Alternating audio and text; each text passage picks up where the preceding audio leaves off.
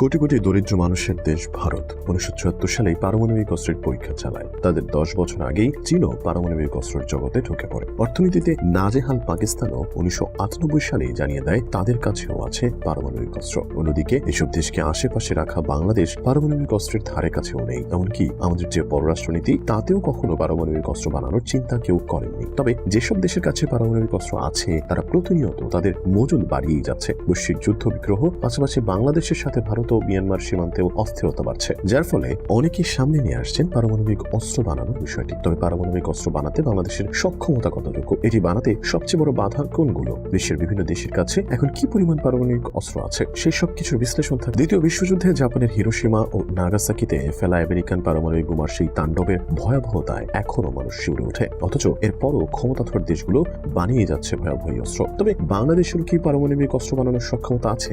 কোটি কোটি দরিদ্র মানুষের দেশ